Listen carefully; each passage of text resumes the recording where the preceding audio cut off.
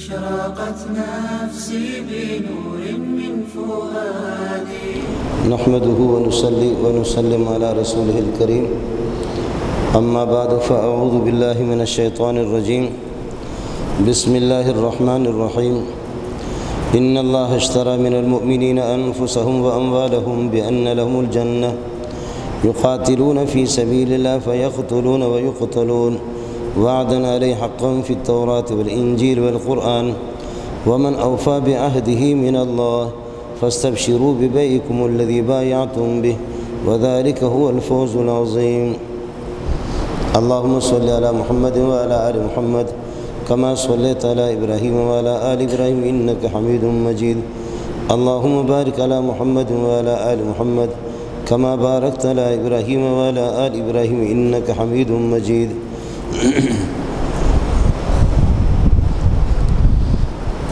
مومن اللہ کے وعدوں پر یقین رکھنے والا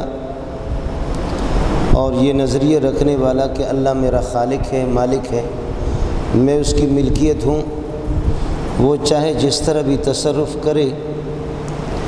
مومن کا جب یہ نظریہ اللہ کے بارے میں ہو اور یہ گمان ہو، دنیا کی زندگی میں مومن کے لیے کسی صورت میں ناکامی نہیں ہے۔ مومن روکھا سوکھا کھاتا ہے تب بھی وہ خوش ہے، اور اگر دنیا اور دولت کے دروازے اس کے لیے کھل گئے تب بھی وہ خوش ہے۔ مومن سردی میں بھی خوش، گرمی میں بھی خوش، تندرستی میں بھی خوش، بیماری میں بھی خوش۔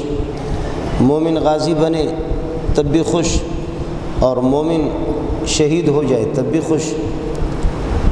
ناکامی مومن کے لیے نہیں ہے۔ ایک آیت میں سورہ توبہ میں فرمایا قُلْ هَلْ تَرَبَّصُونَ بِنَا، اے کافرو آپ ہمارے لیے انتظار نہ کرو مگر الا احد الحسن، یعنی دو خوبیوں میں سے کسی ایک خوبی کی، دو بھلائیوں میں سے ایک بھلائی کی۔ وَنَحْنُ نَتَرَبَّصُ بِكُمْ أَن يُصِيبَكُمُ اللَّهُ بِعَذَابٍ مِّنْ عِندِهِ أَوْ بِأَيْدِينَا، ہمارے لیے بھلائی یہی ہوگی کہ آپ ہمارے مقابلے میں آئیں گے، کٹ جائیں گے، مریں گے تو آپ پر اللہ کی لعنت ہوگی اور ہم غازی ہوں گے، اور اگر ہم آپ کے ہاتھ سے مارے گئے تو ہم شہید ہوں گے۔ شہید سے بھی اللہ راضی ہے، غازی سے بھی اللہ راضی۔ آپ نے اگر ہمیں مار دیا تب بھی خدا کی کروڑوں لعنت تم پہ، اور تم ہم سے اگر مر گئے ہمارے ہاتھ سے تو تم پہ بھی لعنت ہے۔ ہمارے لیے ناکامی نہیں ہے، تمہارے لیے دنیا میں اور آخرت میں کامیابی نہیں ہے۔ چنانچہ بدر میں جو 70 کافر پکڑے گئے اور 70 مارے گئے، ان میں ابو جہل، عتبہ، شیبہ بڑے بڑے لوگ تھے، تو حضرت اقدس صلی اللہ علیہ وسلم نے فرمایا کہ ان کو اٹھا کر کے کھڈوں میں پھینک دو۔ تو بخاری شریف کے الفاظ ہیں فَقُذِفُوا فِي طَوِيٍّ مِّنْ أَطْوَاءِ بَدْرٍ خَبِيثٍ مُخْبِثٍ، فَقُذِفُوا فِي طَوِيٍّ مِّنْ أَطْوَاءِ بَدْرٍ خَبِيثٍ مُخْبِثٍ۔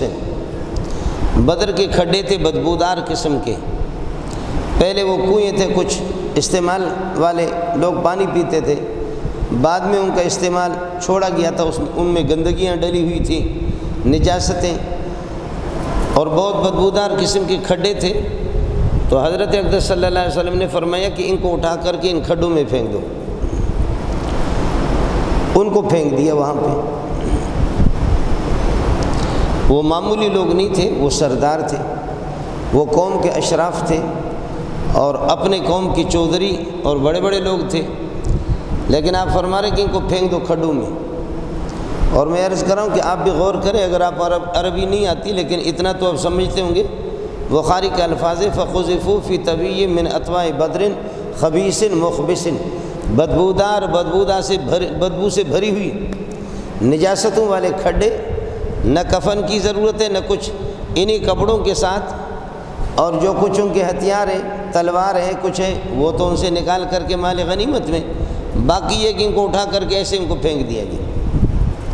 فَقُذِفُوا فِي طَوِيٍّ مِّنْ أَطْوَاءِ بَدْرٍ خَبِيثٍ مُخْبِثٍ۔ اور جو 70 پکڑے گئے تھے ان کے بارے میں آپ نے فرمایا کہ لو کان مطعم ابن عدی حیا ثم کلمنی فی ہؤلاء النتنا لترکتہم لہ، مطعم ابن عدی ایک کافر تھے، بڑے سردار تھے. اگر آج وہ زندہ ہوتا، یہ جو 70 میں نے پکڑ لیے بدبودار قسم کے، جو مارے گئے 70 وہ بھی سردار بدبودار، اور ان کو بھی آپ فرما رہے کہ بدبودار. ہمارے ملک میں جو ہمارے بڑے حضرات ہوتے ہیں، کافروں سے ان کو خوشبو آتی ہے، مسلمانوں سے بدبو آتی ہے. یہ جیو ٹیلی ویژن کی خبریں میں آپ کو نہیں سنا رہا، میں بخاری کے الفاظ سنا رہا. لو کان مطعم ابن عدی حیا، اگر مطعم ابن عدی زندہ ہوتا، ثم کلمنی فی ہؤلاء النتنا، پھر مجھ سے سفارش کرتے یہ بدبودار لوگوں کے بارے میں، لترکتم لہو، میں ان کے لیے چھوڑ دیتا. آپ جب طائف تشریف لے گئے تبلیغ کے لیے، خلق خدا کو کلمے کی دعوت دینے کے لیے، توحید کی طرف بلانے کے لیے، تو آپ پر وہ پتھراؤ ہوا کہ جسم مبارک زخمی ہو گیا، پاؤں زخمی ہو گئے، نالین مبارکین کے اندر خون ہی خون آ گیا. اس موقع پر ایک بڈھا آ گیا، سردار تھا مطعم ابن عدی، جو 100 سال سے زائد اس کی عمر تھی. وہ سردار کافر تھے، مشرک تھے، لیکن جیسے رسول پاک صلی اللہ علیہ وسلم کا چہرہ دیکھا تو لوگوں سے کہا کہ کچھ تو شرم کرو، بغیرت ہو، یہ ایسا معصوم چہرہ اور ایسا خوبصورت خوبرو، اس کو بھی تم لوگ مار رہے پتھروں سے. تو اس کافر نے رسول پاک صلی اللہ علیہ وسلم کی سفارش کر کے حضرت کو انہوں نے ان کافروں سے چھڑایا. ان کے اس احسان کو ماننے کے لیے رسول پاک صلی اللہ علیہ وسلم نے فرمایا کہ آج وہ بوڑھا مر چکا ہے، اگر وہ بوڑھا زندہ ہوتا اور یہ بدر میں جو ہم نے 70 کو تو جہنم میں پہنچایا، یا 70 یہ کہ ہمارے قید میں ہیں اور ان کو ہم نے پکڑ لیا، گرفتار کیا، اگر وہ کافر جس نے طائف میں مجھ پر احسان کیا تھا، اگر وہ زندہ ہوتا، سفارش کرتا، تو میں ان کو چھوڑ دیتا. آپ بدبودار ان کو فرما رہے ہیں. کافر کے لیے میں نے عرض کیا کہ کسی صورت میں کامیابی نہیں ہے. مارے کسی مسلمان کو تب بھی لعنت، اور مر جائے مسلمان کے ہاتھ سے تب بھی لعنت. مسلمان اگر کسی کو مارے غازی، اور کسی کافر کے ہاتھ سے مر جائے تو شہید سے بھی اللہ راضی، غازی سے بھی اللہ راضی. اسی کو قرآن بیان کرتا ہے کہ حل تربصون بنا، آپ ہمارے لیے انتظار نہ کریں الا احد الحسنیین، مگر 2 خوبیوں میں سے ایک خوبی کا، اور 2 خوبیاں یہی ہیں، یا ہم تمہارے ہاتھ سے مارے جائیں گے، شہید ہو جائیں گے، یا تمہیں ماریں گے، غازی ہوں گے. دونوں صورتوں میں اللہ ہم سے راضی ہے. اللہ آپ کو مال و دولت دے دے، شکر کرے، شاکر سے بھی اللہ راضی. اور اگر اللہ کچھ نہ دے، غریب اور فقیر اور مسکین رکھے، آپ صبر کرے، صابر سے بھی اللہ راضی. صابر سے بھی اللہ راضی، شاکر سے بھی اللہ راضی. میری اور آپ کی مرضی نہیں چلے گی، لیکن تاہم انسان کمزور ہے. قرآن نے بتا دیا کہ یا ایھا الذین آمنوا، ایمان والو، استعینوا بالصبر والصلاۃ، اگر کوئی پریشانی آ جائے تو نماز کی طرف دوڑو اور صبر کرو. صبر نہیں کرو گے کیا؟ اللہ کا حکم ہے آپ صبر کر لیں. اگر صبر نہیں کرو گے، رو گے نا، ماتم کرو گے نا، تو کتنے دن تک ماتم کرو گے؟ کتنے دن واہ ویلا کرو گے؟ کتنا رو گے؟ آدمی روتے روتے آخر تھک ہی جاتا ہے نا. کب تک آدمی یہ کہ چیخے گا، چلائے گا؟ ایک خاتون کے بیٹے کا انتقال ہو گیا، صحابیہ، تو لوگ پہنچے، تسلیاں دے رہے، رسول پاک صلی اللہ علیہ وسلم پہنچے، فرمایا کہ محترمہ صبر کر لے، اللہ اس کا بہترین اجر آپ کو عطا فرمائیں گے. تو بخاری کے الفاظ ہے، وہ خاتون ناراض ہو گئی، دماغ کام بھی انسان کا کرتا نہیں ہے. ایسے موقع پر کہنے لگے الیک انی، ہٹو تم میرے سامنے سے. اللہ کے رسول کو کہہ رہی ہے ہٹو، آپ کون ہوتے ہیں؟ اور آپ کو تو، آپ پر تو کوئی ایسی تکلیف آئی نہیں جو مجھ پر آئی. بیٹا میرا چلا گیا اور آپ کہہ رہے کہ صبر کرو صبر کرو. ہٹ جاؤ، تیرے بیٹے کا تو انتقال نہیں ہے، میرے بیٹے کا ہوا ہے. حضرت صلی اللہ علیہ وسلم مسکرا کر کے ایک طرف ہو گئے. اب ہوا کیا، اس بچے کو جب دفن کیا گیا، 1 دن 2 دن 3 دن روتے روتے انسان تھک ہی جاتا ہے. ماں رو رو کر کے تھک گئی، آخر میں دماغ ٹھکانے پہ آ گئے. لوگوں نے کہا آپ کو پتہ ہے کہ 2-3 دن پہلے آپ نے جس شخصیت کو ڈانٹا تھا کہ ہٹو، آپ کا تو کچھ نہیں ہوا تو میرا ہے، آپ کو پتہ ہے کہ وہ کون تھا جس کو آپ نے ڈانٹا؟ کہہ رہی مجھے معلوم نہیں ہے. تو لوگوں نے بتایا اللہ کی بندی وہ تو اللہ کے رسول تھے، وہ تو اللہ کے رسول تھے جس کو آپ نے ڈانٹا تھا۔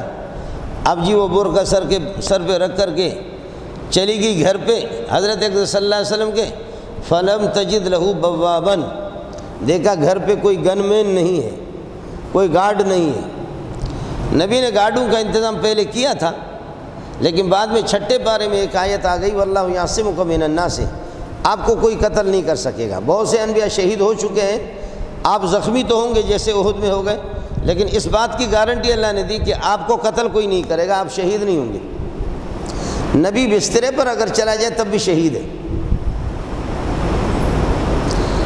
انبیاء سارے کے سارے شہید ہیں۔ ان میں سے کچھ لوگ وہ ہے کہ مارکے میں میدان جہاد میں مارے گئے، یا ویسے کافروں نے شہید کر دیا گھروں میں ان کو، تو وہ سارے شہید ہیں۔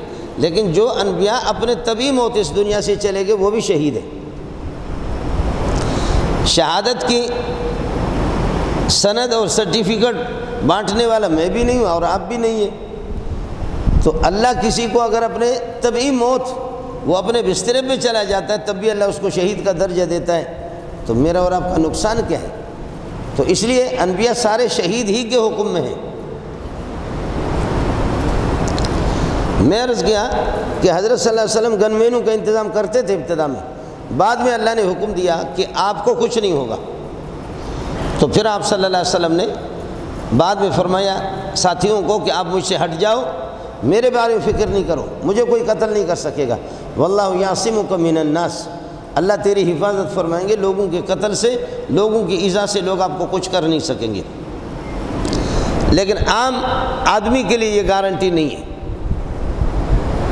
عام آدمی جیسے ہمارے افسران بالا حضرات یہ اپنے گن مینوں کا انتظام کرتے ہیں، اچھی بات ہے، ملک کی ضرورت ہے، اگر یہ مارے جائیں تو پاکستان تو تباہ ہو جائے گا، اس لیے کہ ہمارے اس ملک کی حفاظت تو یہی لوگ کرتے، بوٹ والے حضرات کرتے، اور کون ہے؟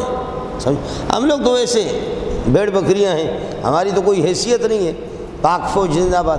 ابھی جیسے سیلاب کا خطرہ ہے تو سرجانی میں آ جائے، جہاں بھی آ جائے، لیکن جہاں فوجی ہیڈ کوارٹر ہے دائیں بائیں، انہوں نے وہ ٹریکٹر میکٹر لگائے، بند باندھے ہیں کہ یا اللہ تو پاک فوج کی حفاظت کر۔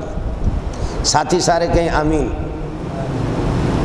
سمجھے، ان کی حفاظت ہو جائے۔ باقی ہم تو ظاہر ہے کہ ہمارے جیسے اللہ کا بھلا کرے، کتو بتو اختو ابسو کلہم اجمعون، ہم تو پیدا ہوتے رہیں گے، ہماری حیثیت کیا ہے؟ تو یہ حضرات ہے جی۔ عرض یہ کر رہا تھا کہ حضرت صلی اللہ علیہ وسلم کو اللہ پاک نے یہ گارنٹی دی۔ وہ خاتون جب چلی گئی رسول پاک صلی اللہ علیہ وسلم کے دروازے پہ دیکھا کہ کوئی گن مین نہیں ہے، اور دروازے پہ دستخط دی، حضرت صلی اللہ علیہ وسلم نکلے، کہنے لگی کہ پیارے اللہ جانتا ہے کہ مجھے اس کا علم نہیں تھا، اس دن تو میں بچے کے صدمے میں مبتلا تھی، آپ میرے سامنے آ گئے اور آپ نے کہا کہ اصبری صبر کرو، میں نے کہا الیک انی، ہٹ جاؤ میرے سامنے سے، آپ کی توہین کی، مجھے اس کا علم نہیں تھا کہ آپ اللہ کے رسول ہیں، میرا دماغی کام نہیں کر رہا تھا۔ تو اللہ کے رسول نے فرمایا کہ انما الصبر عند الصدمۃ الاولی، صبر تو آدمی کو جب دھچکا لگے، بھائی مر جائے، اس وقت کہ اللہ تیری مرضی، بس رونا ہے تو روئے، آنسو تو آ جائے، لیکن چیخنے چلانے کی اجازت نہیں ہے، چیخنے چلانے کی اجازت نہیں ہے، ماتم کرنے کی اجازت نہیں ہے۔ بھائی کا انتقال ہو جائے، بہن کا انتقال ہو جائے، ابو کا انتقال ہو جائے، ماں کا انتقال ہو جائے، چچا کا، پھوپھی کا، کسی کا بھی انتقال ہو جائے، مصیبت آ جائے، گھر گر جائے، سیلاب آ جائے، طوفان آ جائے، صدمہ تو بندے کو ہوتا ضرور، تو اس کی اجازت حضرت نے بھی دی ہے کہ اگر بھائی کا انتقال ہو جائے، بیٹے کا، کسی کا انتقال ہو جائے، آپ روئیں، رونے کی اجازت آپ کو ہے، لیکن چیخنے چلانے کی اس کی اجازت نہیں ہے۔ آپ کو پتہ نہیں اس کا علم ہے یا نہیں ہے، سندھ میں باقاعدہ میں رہا ہوں، بعض علاقوں کے اندر یہ جو وڈیرے مرتے ہیں ان کے لیے باقاعدہ یہ غیر مسلم قسم کی خواتین کو اور مردوں کو کرائے پر لاتے ہیں کہ بھائی وڈیرا صاحب مر گیا ہے 10 بجے سے آپ کو رونا شروع کرنا ہوگا اس کے گھر پہ، 15-20 آدمی ادھر کچھ 2 ماتم کر رہے، ادھر 2 ماتم کر رہے، ادھر ماتم کر رہے، رو رہے ہیں، اور اپنے اللہ کا بھلا کرے آنکھوں پر وہ مرچ والے کپڑا لگاتے ہیں تو اس پہ آنسو ہی آنسو آتا ہے، بس وہ روتے ہیں، جب تک اس کی میت پڑی ہوئی وہ روئیں گے، اور جب اس کو یہاں سے لے جا کر کے دفنائیں گے، جنازہ ہوگا تب بھی وہ روئیں گے، جنازے کے ساتھ لوگ جائیں گے قبرستان تب بھی یہ روئیں گے، واپس جب گھر آ جائیں گے ادھر لوگ تعزیت کے لیے تب بھی وہ روئیں گے۔ یہ رونا ہے تاکہ پتہ چلے نا کہ بہت بڑا آدمی مر گیا ہے۔ زمانے جاہلیت میں وصیت ہوتی تھی، وصیت کرتے تھے کہ بیٹے اگر میں مر جاؤں، بیٹیوں کو وصیت کرتے تھے، بیٹوں کو وصیت کرتے تھے کہ میں معمولی آدمی نہیں ہوں، اگر میں مروں تو اس طرح ماتم کرنا تاکہ آسمان کو بھی پتہ چلے کہ کوئی بڑا آدمی چلا گیا ہے۔ جیسے کہ دیکھو چوہا مرتا ہے تو اس سے کیا ہوتا ہے، اونٹ کو جب ذبح کرتے، نہر کرتے اونٹ کو، تو بچے سارے جمع ہوتے، گلی والے سارے کے سارے جمع ہوتے کہ بھائی اونٹ ہے بڑا، اس پر سب جمع ہوتے۔ چوہے کو اگر تم مارو اس پر کون جمع ہو جائے گا؟ ہمارے جیسے مولوی مر جائے تو ہم چوہوں کی طرح ہے، ہماری تو کوئی حیثیت نہیں، تبلیغی مر جائے مر جائے۔ بڑے لوگ جو ہے نا ان پر لوگ جمع ہوتے ہیں۔ تو زمانے جاہلیت میں وصیت کرتے تھے کہ اگر میں مر جاؤں تو خوب ماتم کرنا۔ یہ وصیت عربوں میں اب تک بھی ہے، مصر کے اندر بھی ہے، اور امارات کے اندر بعض علاقوں کے اندر اس طریقے پر ہے، اگر کوئی آدمی مر گیا تو کرائے کے مولوی لائیں گے، کرائے کے مولوی مل جاتے ہیں، کرائے کے مولوی لائیں گے، اور اللہ کو قاری حضرات لائیں گے، اور یہاں پر ٹینٹ لگائیں گے، بیٹھ جائیں گے، یہ اس کا گھر ہے، بنگلہ ہے، پیسہ والا مر گیا ہے، اب ظاہر ہے کہ اس نے کروڑوں پراپرٹی چھوڑی ہے، تو اگر یہ 1 لاکھ 2 لاکھ خرچ کیا، مولویوں کو دے دیا، قاریوں کو، تو کیا ہوا؟ تو ٹینٹ لگائیں گے، پھر قاریوں کو لائیں گے، قاری حضرات جو، پھر وہ قاری حضرات چن چن کر کے قرآن سے جنت والی جتنی آیتیں ہیں وہ پڑھیں گے۔ ان للمتقین مفازا حدائق وعنابا وکواعب اترابا ان للمتقین عند ربهم جنات النعیم ان المتقین فی ظلال وعیون وفواکہ مما یشتہون، جتنی آیتیں جنت والے وہ اس بغیرت کے لیے پڑھیں گے جو بے نماز مر چکا ہے، اور پھر کہیں گے کہ اللہ مغفرت فرمائے، بہت بڑا آدمی تھا، بہت بڑے آدمی تھے۔ جیسے ہمارے جتنے مردار گئے، کوئی وزیر اعلیٰ رہا، صدر رہا ہے، بہت بڑے بغیرت دنیا کے گزرے، آپ سمجھ رہے ہیں؟ اور جب کوئی الو کا پٹا ان میں سے چلا جاتا ہے تو دوسرے سارے انگریز کے پلیٹ چاٹنے والے وہ کہتے ہیں ایک عظیم خلا پیدا ہو چکا ہے، ملک کو بڑا دھچکا لگا ہے، بہت بڑا نقصان ہو گیا ہے، یہ تا دم حیات ہماری یہ خلا پر نہیں ہو سکے گا۔ آسمان بھی کہتے تمہیں بھی لعنت ہو، اس کو بھی لعنت ہو۔ بے غیرت قسم کا زانی، شرابی، بے حیا، بے شرم، ملک کو لوٹنے والا، بے دین، لا مذہب چلا گیا، اور یہ اس کی سارے تعریف کر رہے ہیں۔ عجیب بات آپ کو بتاؤں، حضرت صلی اللہ علیہ وسلم نے فرمایا اذا مدح الفاسق غضب الرب، جب کسی بے نماز، بے دین، فاسق، فاجر، اللہ کے باغی کی کوئی تعریف کرتا ہے تو اللہ کو غصہ آتا ہے اور عرش جنبش میں آتا ہے، اللہ فرماتے کہ تم بغیرت قسم کے ہو، تم پہ بھی میرا غضب ہے، تم پہ لعنت ہے، یہ تو تھا ہی ملعون لیکن تو بھی ملعون ہے، اپنا ایمان، اپنی زبان خراب کر کے اس کی تعریف کر رہے ہیں۔ وہ چاہے کوئی تبلیغی کر رہا ہے تب بھی بے غیرت ہے، مولوی کر رہا ہے تب بھی بے غیرت ہے، صوفی کر رہا ہے تب بھی بے شرم ہے، خدا کا باغی ہے، اور اگر کوئی مفسر یا شیخ الحدیث کر رہا ہے وہ بھی بے غیرت ہے۔ بات صاف سی ہے، میں حدیث رسول آپ کو سنا رہا ہوں، اذا مدح الفاسق غضب الرب، جب کسی فاسق کی تعریف ہوتی، فاسق، بے نماز، بے دین، لا مذہب، خدا کا باغی، اس کی کوئی تعریف کرتا ہے، پٹھان کہتے ہیں غٹ سڑائے دیکھا، اور سندھی کہتے ہیں وڈو مانو ہو، ہمارے بلوچ کہتے ہیں واجہ مزن انسان بوتا، مزن قیمتی مرد میں بوتا، وجہ مزن مرد میں بوتا، تو بھی مزن بے غیرت ہے، تام غٹ بے غیرت ہے، تو بھی وڈو بے غیرت ہے، بھی اچھائی۔ حدیث میں نے آپ کو سنا دی، یہ ناک ہے، اس کو آپ لاؤڈ اسپیکر نہیں کہہ سکتے، اگر آپ کہیں گے یہ ناک نہیں، یہ لاؤڈ اسپیکر ہے تو جھوٹ ہے۔ یہ میری پیشانی ہے، اس کو آپ اگر گدی کہیں گے تو جھوٹ ہے۔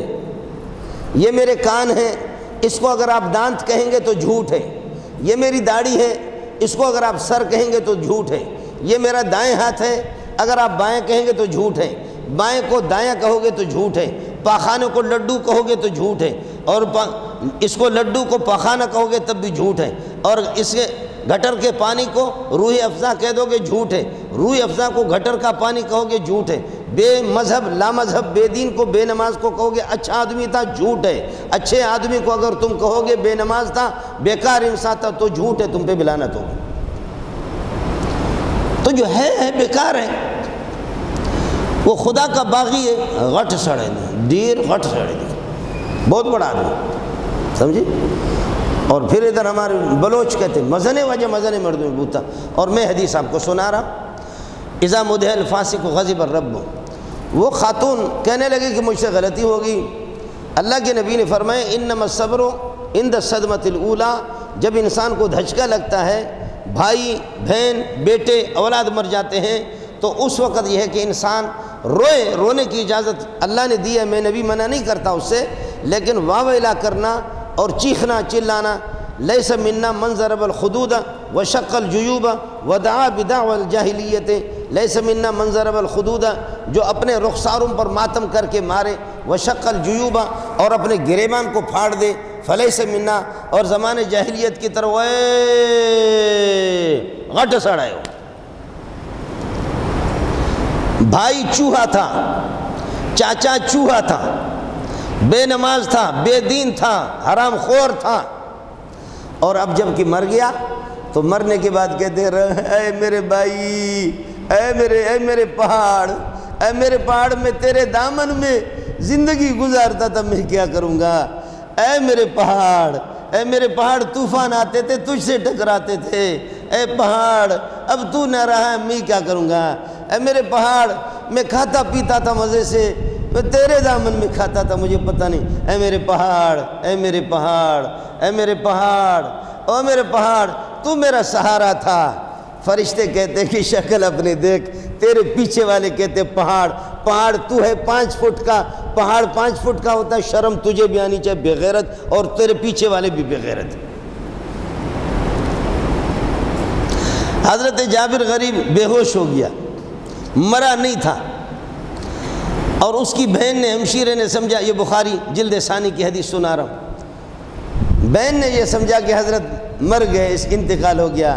واہ سیدہ, واہ راساؤ, اے میرے سرکار, اے سیدہ, اے میرے سرکار, واہ جبلا, ہے میرے پہاڑ, واہ ماوائے, واہ ملجائے, اے میرے ٹھکانہ, اے میرے ٹھکانہ, اے میرے پہاڑ. تو فرشتے تو اللہ کے نبی کے ساتھ بے تکلف ہو کر کے, فرشتے نے کہا تو پہاڑ ہے, دیکھ تو لے اپنے آپ کو, پہاڑ ہے تو, پہاڑ اتنا ہوتا ہے. حضرت جابر کو ہوش آ گیا بعد میں, اپنی بہن سے کہا تمہیں خدا کا واسطہ ہے, تم لوگوں نے پتہ نہیں پیچھے کیا ماتم کرنا شروع کیا. اے پہاڑ, اے پہاڑ, میں بے ہوش تھا, میں مرا نہیں تھا. فرشتے نے مجھے آ کر کے کہا تو پہاڑ ہوتا ہے, دیکھ تو لے اپنے آپ کو, 4-5 فٹ کا تو کوئی پہاڑ نہیں ہوتا, تو پہاڑ کہاں سے آ گیا. اور تم لوگوں کی وجہ سے مجھے جو رسوائی اٹھانی پڑی, فرشتے بھی میرے مذاق اڑاتے رہے. اللہ کا واسطہ ہے, بیمار رہوں, بے ہوش ہو جاؤں, مر جاؤں, کسی بھی صورت میں اس طرح مجھے پہاڑ نہیں کہنا. اس کے بعد پھر حضرت کا انتقال ہو گیا چند زمانے کے بعد, تو بہنیں تو روتی رہی, بچے روتے رہے, لیکن پہاڑ کسی نے ایسے نہیں کہا. اس امت نے 1.25 لاکھ انبیاء, انسانوں نے 1.25 لاکھ انبیاء اپنے ہاتھوں سے دفن کیے. لاکھوں اور کروڑوں بزرگ, غوث اور ابدال, کتب, شہداء, صالحین, مفسرین, محدثین اس دنیا میں آئے, ان کو ہم نے دفن کیا ہے. ہمیں یہ بھی بتایا گیا کہ وما محمد الا رسول, محمد معبود نہیں ہے, اللہ نہیں ہے, الا رسول, رسول ہے. قد خلت من قبلہ الرسل, آپ سے پہلے بہت سے رسول گزر چکے ہیں. افئن مات, اگر میرے نبی کو موت آ جائے, ان کا وصال ہو جائے, او قتل, یا شہید ہو جائے, انقلبتم علی اعقابکم, کیا تم لوگ مرتد ہو جاؤ گے, الٹے پاؤں پلٹ پڑو گے. ومن ينقلب علی عقبہ, دیکھو جو بے صبری کرے, دین کو چھوڑے گا, مرتد ہو جائے گا, فلن یضر اللہ شیئا, اللہ کو کوئی نقصان نہیں دے گا. شکر کرو تمہارے پاس دین ہے. نبی کی تعلیمات یہ نہیں ہے, نبی کی تعلیمات یہ نہیں ہے.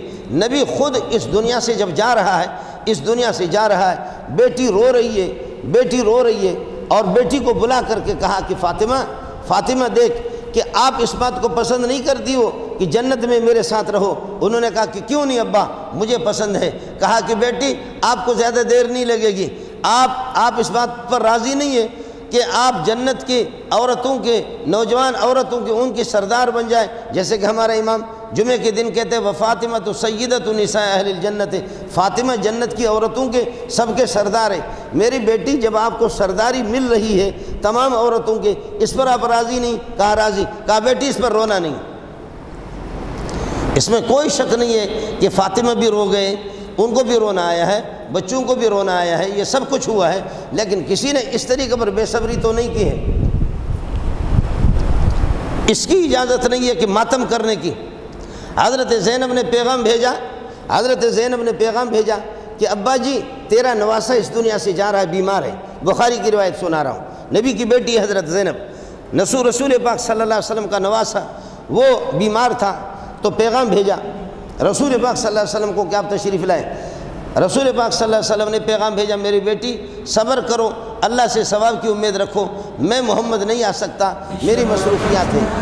پھر اس نے واپس حضرت زینب نے بندے بھیجے، جاؤ میرے ابا کو کہو، ان سے یہ کہہ دو کہ آپ کو اللہ کا واسطہ ہے کہ آپ ضرور آ جائیں، میرے اس صدمے کے موقع پر، اس غم میں آپ ضرور تشریف لائیں۔ رسول پاک صلی اللہ علیہ وسلم جب تشریف لے گئے تو حضرت زینب کا جو بیٹا تھا، وہ بیٹا بیماری کی وجہ سے اتنا گل گیا تھا، بالکل سو کی لکڑی کی طرح ہو گیا تھا۔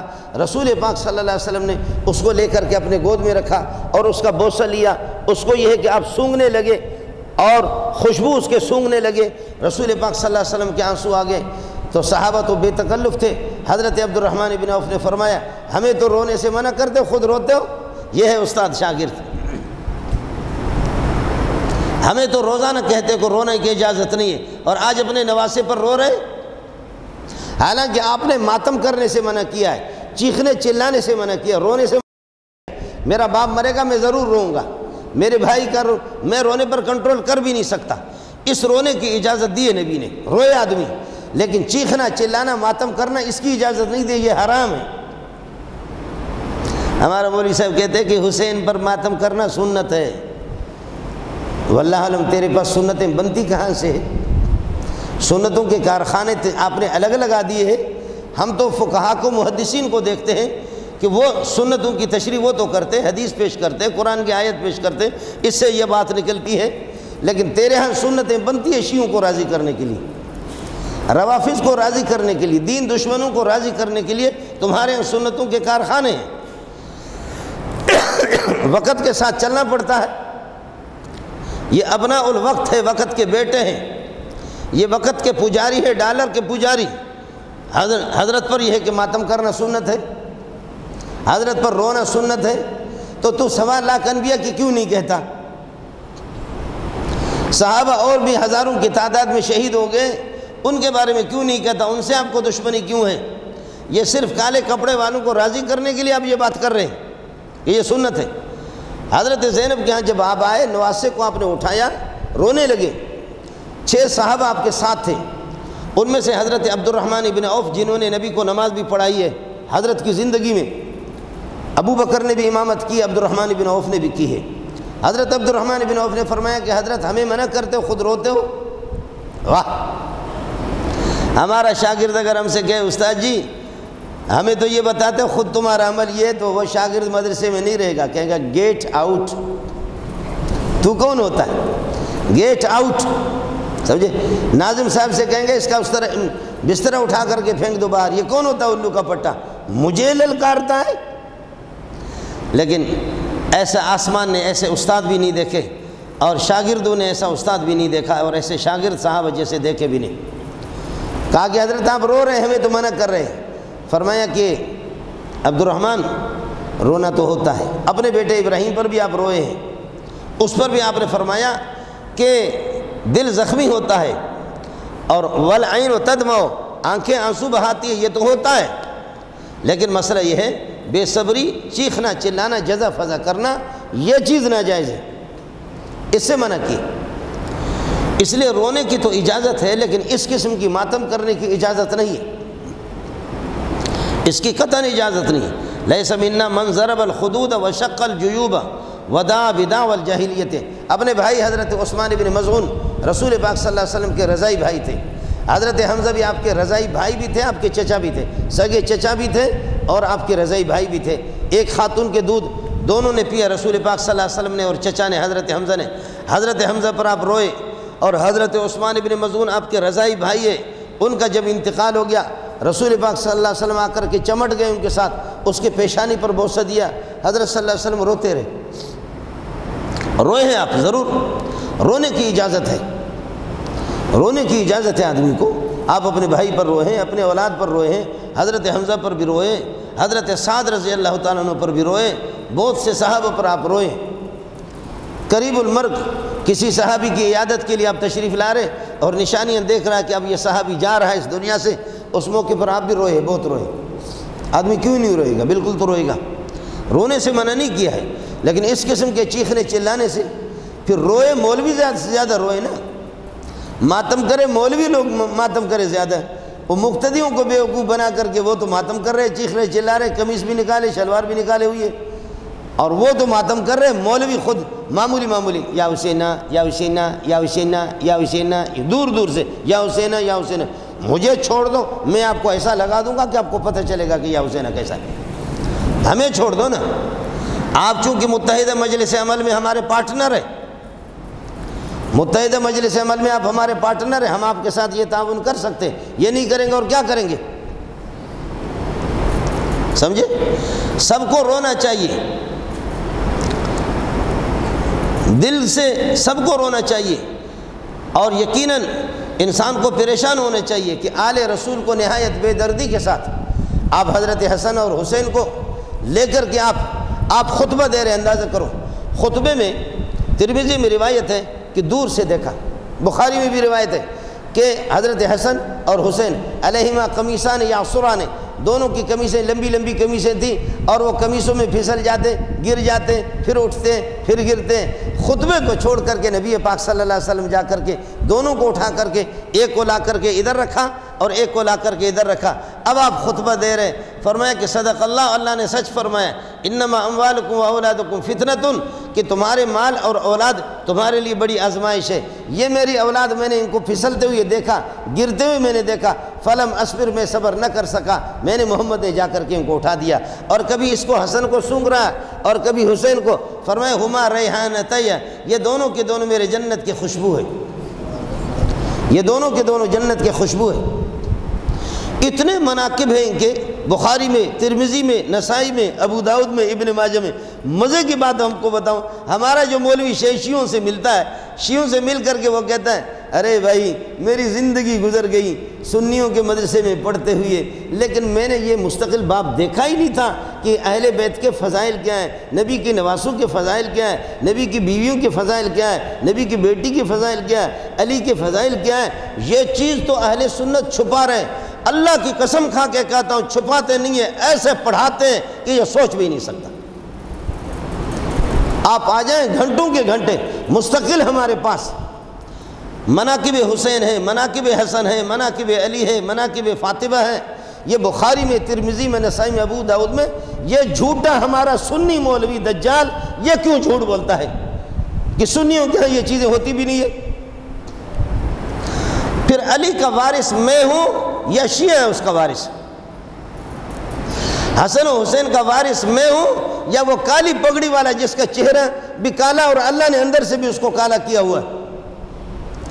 ان کا وارث میں ہوں یا یہ لوگ ہیں؟ ان کے وارث ہم ہیں. یہ قرآن ہاتھ میں لے لو اور مجھے اشارہ کرو، پڑھ لو کسی جگہ سے. خدا کی قسم ان کو قرآن نہیں آتا. بڑا سا بڑا مولوی شیعہ ہوتا ہے، اس کو قرآن نہیں آتا. اور ہمارے کرایہ کا مفتی صاحب بھی وہ بھی کہتے ہیں کہ وہ ہمارے مسلمان بھائی پاکستان بنانے میں ان کا بہت بڑا ہاتھ ہے. تو ایران گیا نہیں ہے، میں گیا ہوں. ان کے بڑے بڑے جو پوپ ہیں، ان کے پادری ہیں، ان سے بھی میں مل چکا ہوں. تو نے بھی نہیں دیکھا، تیرے بڑوں نے بھی نہیں دیکھا. میں تو گیا ہوں ایران میں، جا کر عالمی مقابلوں میں بھی گیا ہوں. تجھے کیا پتہ ہے؟ پتہ نہیں کس نے تجھے مفتی اعظم پاکستان بنا دیا. تو کہاں سے مفتی اعظم پاکستان؟ شیعہ ہمارے بھائی ہیں. جو قرآن کے دشمن ہیں وہ تیرے بھائی ہیں. جو صحابہ کو مرتد کہہ رہے وہ تیرے بھائی ہیں. جو اللہ کی اہانت کر رہے وہ تیرے بھائی ہیں. جو نبی کی توہین کر رہے، گستاخی کر رہے وہ تیرے بھائی ہیں. جو علی کا نام سہارا لے کر کے اور اہل بیت کا نام لے کر کے خلق خدا کو دھوکہ دے رہے ہیں، اللہ کی قسم علی کا کیا کہنا. علی تو حافظ قرآن. علی ایسا جیسے کہ کمپیوٹر بھی آپ کا علی کا مقابلہ نہیں کر سکتا. علی کو قرآن مستحضر ہے، علی کو علوم قرآن ان کو مستحضر ہے. آپ کو اس پوری دنیا کو چیلنج ہے، ایک شیعہ بڑا سا بڑا مولوی لاؤ جو قرآن کے آپ کو 10 صفحہ سنا سکے. اس اس سے بڑھ کر کے کیا ہے، اس قرآن کو کوئی بھی ان میں سے یاد نہیں کرتا، اس لیے کہ اس قرآن کو جمع کرنے والا حضرت عثمان ہے۔ حضرت عثمان اور ابو بکر نے یہ قرآن لکھوائے لوگوں میں، اور ابو بکر اور عمر سے ان کو دشمنی ہے۔ جس قرآن کو ابو بکر و عمر نے جو جمع کیا ہے، ابو بکر عمر عثمان نے، ہم اس قرآن کو ہاتھ نہیں لگائیں گے، ہم اس قرآن کی حفظ نہیں کریں گے۔ اور اس قرآن میں تحریف ہو چکی ہے۔ اصل قرآن یہ ہے کہ امام زمانہ امام مہدی لے کر کے آئے گا، اور جب اصل قرآن آئے گا تو ہم اس کی یہ کہ اس کو یاد کریں گے، اس کو حفظ کریں گے۔ اس لیے اس ماتم کرنے کی آپ کو حیرت ہوگی، میں خود بھی کبھی کبھی سوچتا ہوں، غور کرنے کی بات ہے، غور کرنے کی بات ہے۔ قبطیوں نے، فرعون نے اور قبطیوں نے موسیٰ علیہ السلام کو ستایا، ان کی لڑکیوں کی عزتیں لوٹتے رہے، نوجوان عورتوں کی عزت لوٹتے رہے، عورتوں کی عزتوں کے ساتھ کھیلنے والے، یذبحون ابناءکم ویستحیون نساءکم، تمہاری عورتوں کی عزت اور ان کی شرمگاہوں کے ساتھ کھیلنے والے۔ یستحیون کا ایک ترجمہ یہی ہے، جو بھی چاہے فرعون اور فرعون کے کمانڈو، فرعون اور فرعون کے چمچے بنی اسرائیل کے کسی بھی خاتون کو کوئی خوبرو اور خوبصورت قسم کی ان کو لگے، ان کی عزت لوٹے۔ موسیٰ علیہ السلام نے فرمایا کچھ تو غیرت کرو، کب تک ہماری بیٹیاں اور ہماری بہنیں اور ہماری عورتیں ان کی یہ کہ عیاشی کا سامان بنیں گے، کب تک ہماری عورتوں کی عزت لوٹیں گے؟ اٹھو اٹھو اٹھو اٹھو اٹھو۔ لیکن کچھ بھی نہیں ہوا، لیکن پروردگار اس کی رحمتوں کی بارش ہو گئی۔ اللہ نے یہ کر دیا کہ وَأَغْرَقْنَا آلَ فِرْعَوْنَ وَأَنْتُمْ تَنْظُرُونَ۔ جس کی بہن کی عزت لوٹ گئی ہو، جس کی یہ ہے کہ بیوی کی عزت لوٹ گئی ہو، جس کی ماں کی عزت لوٹ گئی ہو، جس کی بیٹیوں کی عزت لوٹ گئی ہو، اس کا دل جلا ہوا نہیں ہوگا؟ اس کا دل جلا ہوا ہوگا، خوب جلا ہوا ہوگا۔ آج سارے فرعون غرق ہو رہے ہیں، اور فرعون خود کہہ رہا ہے لا الہ الا الذی آمنت بہ بنو اسرائیل وانا من المسلمین، میں اس اللہ پر ایمان لاتا ہوں۔ یہ 11واں پارہ ہے، سورہ یونس ہے۔ میں اس اللہ پر ایمان لاتا ہوں جس پر بنی اسرائیل، موسیٰ مجھے معاف کرو، موسیٰ مجھے معاف کرو، موسیٰ مجھے معاف کرو، موسیٰ مجھے معاف کرو۔ اللہ کی طرف سے وہی آ گئی، یہ بے غیرت کافر کی عقل نہیں ہوتی ہے۔ اس ٹائم پہ اگر مجھے پکارتا، ہو سکتا میں اللہ اس کو معاف کرتا۔ اس موقع پر بھی الو کا پٹا، حرامی ابن حرامی، خنزیر ابن خنزیر، پھر بھی کہہ رہے موسیٰ مجھے معاف کرو۔ لا الہ الا الذی آمنت بہ بنو اسرائیل وانا من المسلمین۔ اللہ فرماتے الآن وقد عصیت قبل وکنت من المفسدین، اب تو ایمان لا رہا بے غیرت، تو نے کیا کیا؟ وَأَغْرَقْنَا آلَ فِرْعَوْنَ وَأَنْتُمْ تَنْظُرُونَ۔ بنی اسرائیل جیسے بزدل دیکھ لیں، اور فرعون اور اس کے چمچے ہزاروں لاکھوں کے تعداد میں دریا میں غرق ہو گئے۔ سب کو سبحان اللہ۔ کتنا مزہ آئے گا، کتنا مزہ آیا بنی اسرائیل کو، ان بزدلوں کو، کہ دشمن ان کے سامنے غرق ہو رہا ہے۔ میرے سامنے عمران خان غرق ہو جائے، آپ کہیں میرے خوشیوں کی کوئی انتہا نہیں ہوتی۔ آپ یقین کریں، یہ جو بھیڑ بکری جو ہمارے کوئی وزیر اعظم، کوئی صدر مرتے ہیں، اللہ کا شکر ادا کرتے ہیں، اس لیے کہ 7ویں پارے میں اللہ نے فرمایا جب اللہ کا باغی مر جائے تو اللہ کا شکر ادا کرو۔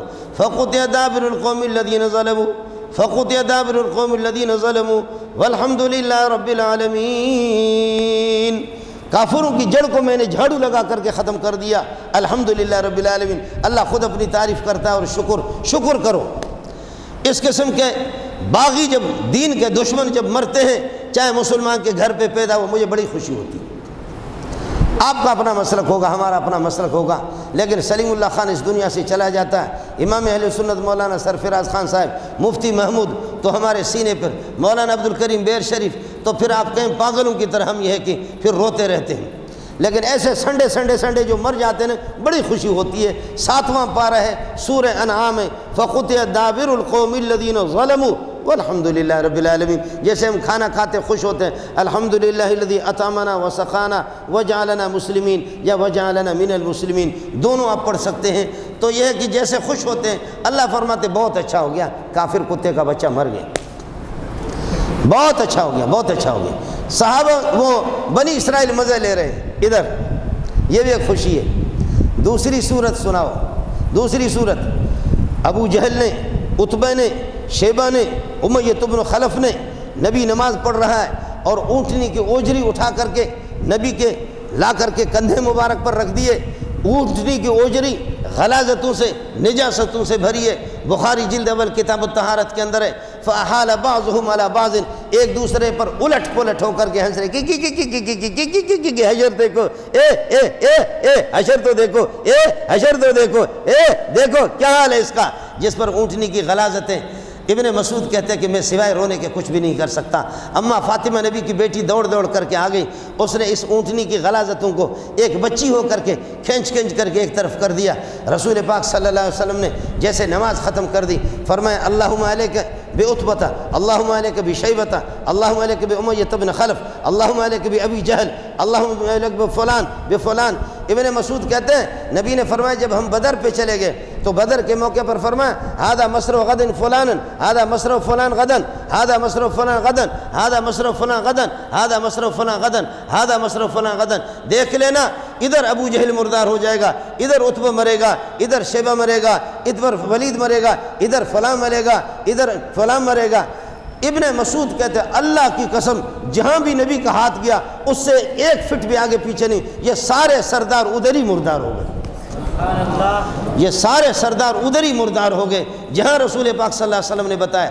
ہمارے عالم حضرت اقدس چند سال پہلے انتقال ہو گیا، مولانا محمد موسیٰ روحانی البازی رحمۃ اللہ علیہ، حضرت اقدس مفتی محمود رحمۃ اللہ علیہ کے شاگرد ہیں۔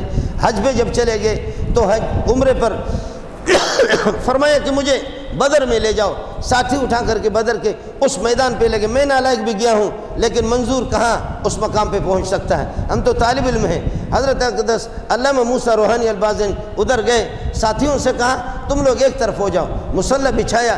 جس جگہ پر لڑائی ہوئی تھی کافر 70 مردار ہو گئے، کافر 70 مردار ہو گئے، 70 پکڑے گئے۔ اس جگہ پر حضرت مولانا موسیٰ روحانی البازی نے مصلی بچھایا، مصلی بچھا کر کے نفل پڑھنے لگے، نفل پڑھ کر کے رونے لگے، کہنے لگے اوے بدر، اوے بدر۔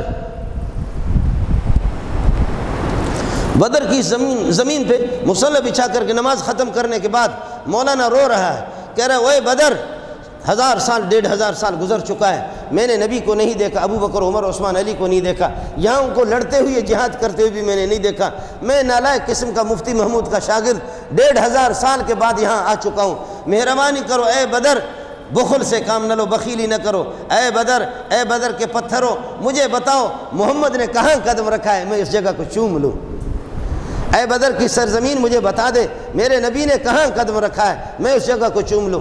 پھر وہ بتاتے ہیں، ساتھی بھی بتاتے ہیں کہ آواز آ رہی تھی یا موسیٰ، اے موسیٰ روحانی تعال تعال تعال انا رأیت رسول اللہ، ادھر سے پتھر سے آواز آ رہی تعال الیہ، میرے طرف آ جاؤ، انا رأیت رسول اللہ، ادھر سے آواز آ رہی ہے تعال الیہ، میرے طرف آ جاؤ، انا رأیت رسول اللہ صلی اللہ علیہ وسلم، مولوی موسیٰ صاحب میرے طرف آ جاؤ، میں نے محمد کو دیکھا ہے۔ وہ پتھر اب بھی گواہ ہے، وہ سرزمین اب تک بھی گواہ ہے، تعال الیہ انا رأیت رسول اللہ صلی اللہ علیہ وسلم، میں نے اللہ کے رسول کو دیکھا۔ آج عبدالکریم بیر شریف نہیں ہے، آج عبداللہ درخواستی بھی نہیں ہے، آج صاحب کشف و کرامت احمد علی لاہوری بھی نہیں ہے، محمد صدیق بھرچوڑی بھی نہیں ہے، آج اللہ آپ کا بھلا کرے احمد اللہ حارجی بھی نہیں ہے، جن کو اللہ نے آنکھیں دی ہے تو الو للو قسم کے مولویوں سے پوچھتا ہے جو چند ٹکوں میں بکتے ہیں، اس کو بھی کہتے ہیں کہ یہی میرا آئیڈیل بھی یہی ہے۔ ہمارے پاس اکابرین کی کمی ہے، ہمارے اکابرین ان پر لعنت بھیجتے ہیں، بات صاف سی ہے، ہماری اکابرین ان کو کافر قرار دیتے ہیں۔ اور یاد رکھ لینا ابو جہل کو کوئی اگر کہے گا کہ مجھے اس کے کفر میں شک ہے، ہو سکتا ہے کہ وہ مومن ہو، عتبہ میں مجھے شک ہے، ہو سکتا ہے کہ وہ مومن ہو، شیبہ میں مجھے شک ہے، ہو سکتا ہے کہ مومن ہو، فرعون میں شک ہے، ہو سکتا ہے کہ مومن ہو، قارون میں شک ہے، ہو سکتا ہے کہ مومن ہو، نمرود میں شک ہے، میرے پاس دلیل ہے، ہو سکتا ہے کہ وہ مومن ہو۔ علماء نے لکھا ہے کافر کے کفر میں اگر کوئی شک کرے چاہے مولوی بھی ہو وہ پکا خود کافر ہے۔ آپ میں سے کون ہے جو ابو جہل کو کافر نہیں سمجھتا؟ ہاتھ کھڑا کرے۔ نہیں،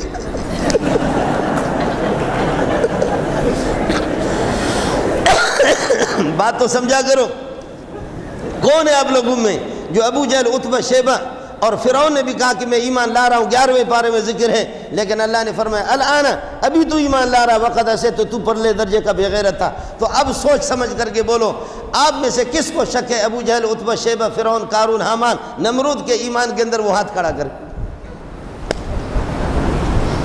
آپ سمجھ رہے؟ کافر کے کفر میں شک کرنے والا، اس لیے ہندو کو کوئی آدمی کہہ دے وہ بھی میرا بھائی ہے، وہ بھی ہو سکتا ہے مسلمان ہے، نصارہ بھی، یہودی بھی، وہ یہودی تیرے کہنے سے مسلمان نہیں ہوگا، وہ نصرانی تیرے کہنے سے مسلمان نہیں ہوگا، وہ ہندو تیرے کہنے سے مسلمان نہیں ہوگا، لیکن تو خدا کی قسم خود پکا کافر ہو گیا۔ کافر کو مسلمان کہنے والا خود۔ اس لیے کتاب کا حوالہ میں آپ کو دیتا ہوں، مفتی صاحب کو کہہ دینا، تنبیہ الولاۃ والحکام علی شاتم خیر الانام، علامہ شامی رحمۃ اللہ علیہ، ہمارے چوٹی کی عالم ہے، اس سے بڑھ کر کے کوئی فتویٰ میں کسی کا کوئی اعتبار نہیں ہے، کراچی کے مولویوں کا فتویٰ نہیں چلے گا۔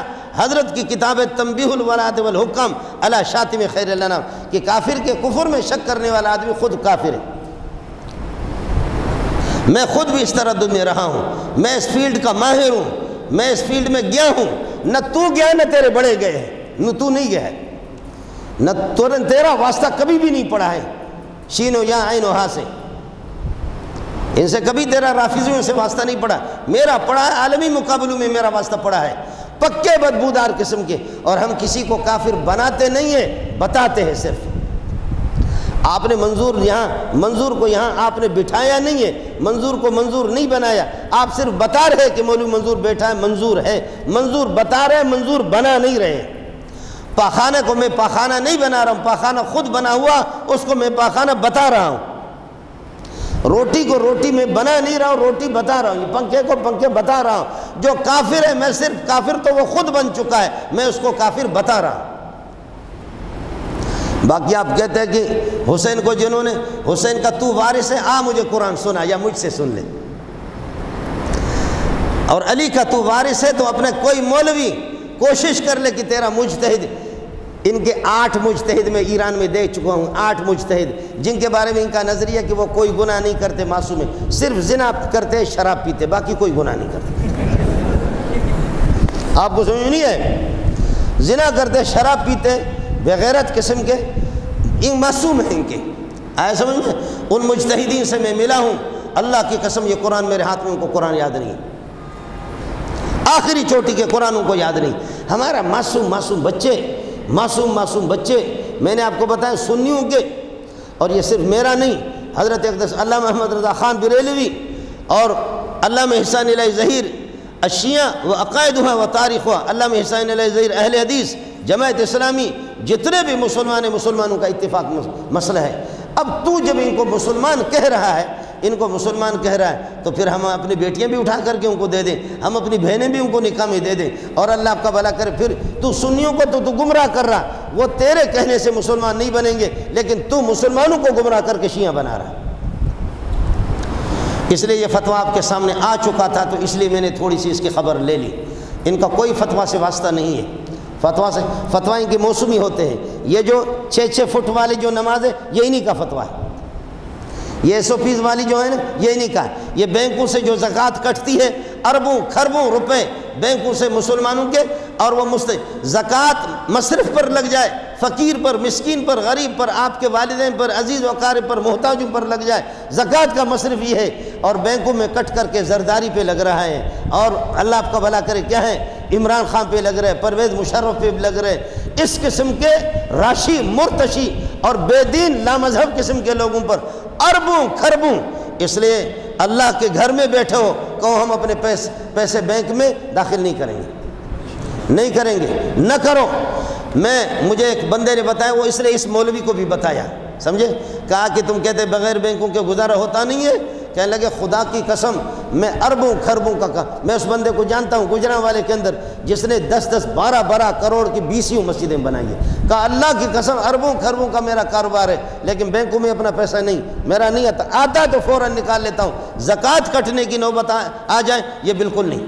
مسلمانوں کے زکوٰۃ اس طریقے پر، یہ سارا کا سارا، یہ SOP 6 فٹ والی، اور ادھر ماسک لگایا ہوا ہے کہ جی کرونا آئے گا، کرونا لگتا میرے رب کی مرضی ہے، اللہ چاہے تو منظور کو لگائے، ورنہ مولوی منظور سینکڑوں کرونا والوں سے ملایا، سینہ بھی ملایا، لیکن ابھی تک کرونا لگا نہیں ہے۔ اس لیے آپ کو میں یہ بتا رہا تھا کہ بہرحال یہ کہ اب ان دنوں میں آپ یہ کر دیں، 9 محرم کو 10 کو روزہ رکھے، دن مبارک ہے، ان شہداء کے لیے، آل رسول کے لیے قرآن خوانی کرے، آل رسول کے لیے دعا کرے، صحابہ کے لیے دعا کرے، اللہ تعالیٰ آپ کے گھر کو آباد بھی رکھے گا۔ ایک حدیث محدثینوں سے اتفاق نہیں کرتے، لیکن ہمارے قابلین کہتے ہیں کہ ہمارا تجربہ ہے، وہ بھی میں آپ کو بتا دیتا ہوں۔ 10 محرم کو اپنی گنجائش کے مطابق عام دنوں سے بڑھ کر کے اپنے بچوں پر خرچہ کرو۔ کیا عرض کر رہا ہوں؟ 10 محرم کو عام دنوں سے بڑھ کر کے اپنے بچوں کو، گھر والوں کو بہترین کھانا کھلاؤ، ان پر دل کھول کر کے۔ مولوی منظور اپنے لیے نہیں کر رہا، مولوی منظور کے لیے تو اتنا آتا آپ سوچ بھی نہیں سکتے، سمجھے؟ ہم افسوس کرتے کہ یا اللہ 40 پیٹ ہمارے ہوتے، سمجھے؟ ہم تو افسوس کرتے کہ یا اللہ یہ ایک پیٹ ہے، یہ تو کچھ بھی نہیں ہے، 40 پیٹ ہوتے، کھانے کا حق ادا نہیں ہو رہا۔ مولوی منظور کو تو خدا اس طرح کھلا رہا۔ اپنے بچوں کو 10 محرم کو روزہ رکھیں آپ، 9 اور 10 کو، یا 10 اور 11 کو 2 دن رکھیں، روزہ رکھیں، بہت بڑا ثواب ہے۔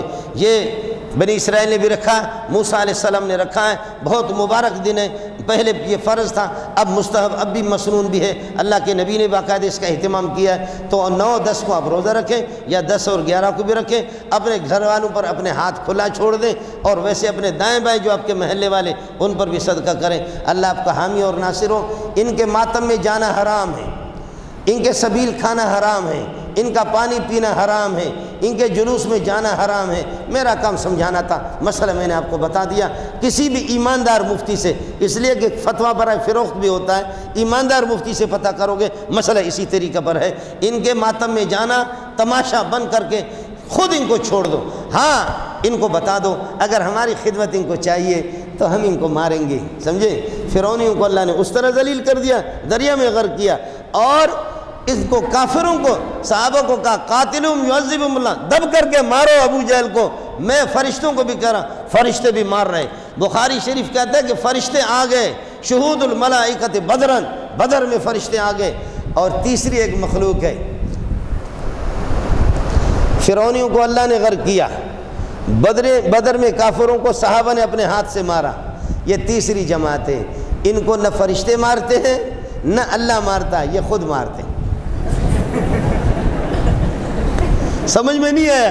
مزہ اس میں آتا ہے، نہ فرشتے مارے نہ اللہ مارے، خود اپنے آپ کو مارے۔